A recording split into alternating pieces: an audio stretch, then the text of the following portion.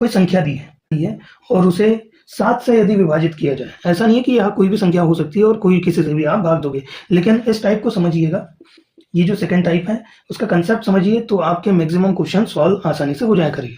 तो कोई संख्या है, उसको आपने 7 से भाग दिया, भाग देने के बाद आपका जो शेषफल है, जो आपका शेषफल है वो क्या बच जाता है, 4 बच जाता है।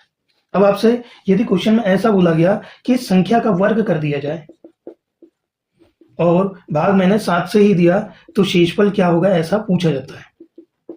इस क्वेश्चन के थ्रू हम कंसेप्ट को बिल्ड करेंगे। तो जब भी ऐसी कंडीशन होगी तो उसमें पहले अपन बेसिक से समझेंगे और उसी के बाद उसका शॉर्टकट भी देखेंगे।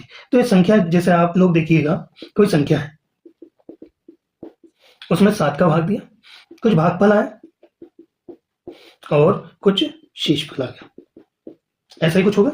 तो इस संख्या की डेफिनेशन में क्या लिखूंगा, संख्या बराबर से क्या हो जाएगा, संख्या बराबर से हो जाएगा 7 गुना भागफल, और इसमें जोड़ देंगे क्या हम, शेषफल को।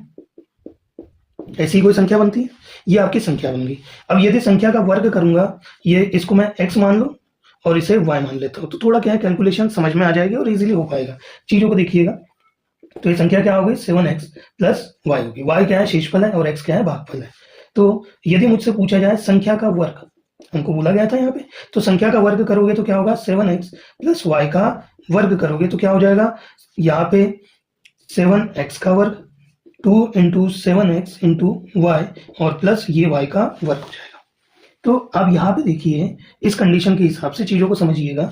जब आपने किसी संख्या में 7 का भाग दिया तो शेषफल कुछ है, अब यहाँ पे संख्या का वर्ग किया, शेषफल अपने निकालना है, तो ये आपके क्या हो जाएगा, संख्या का वर्ग हो गया।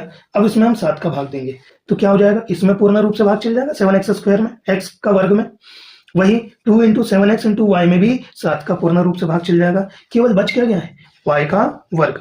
क्या बचा है, y का वर्ग, यानी कि शेषफल के वर्ग में ही आपको 7 का भाग देके चेक करना होगा। तो यहां से ये पूरी प्रोसेस, जैसे किसी संख्या को बनाओ और उसके बाद में उसका वर्ग करके न देखते हुए, अब हम देखेंगे कि इसमें डायरेक्टली हम क्या कर सकते हैं कि सीधा ऐसी कभी कंडीशन दी हो और ऐसा बोला गया हो कि वर्ग के साथ में उस संख्या का अगर वर्ग कर दिया जाए और उसमें अगर 7 का भाग दे दिया जाए, या किसी भी संख्या का जिसका भी आपको दिया था पहले उसका अगर भाग देना को बोला जाए, तो आप क्या करोगे, उसके शेषफल का भी वर्ग कर दोगे और उसमें जिसका भाग चल जाएगा, और जो आपका फिर जो आपका शेषफल बचेगा वही आपका अंतिम शेषफल होगा।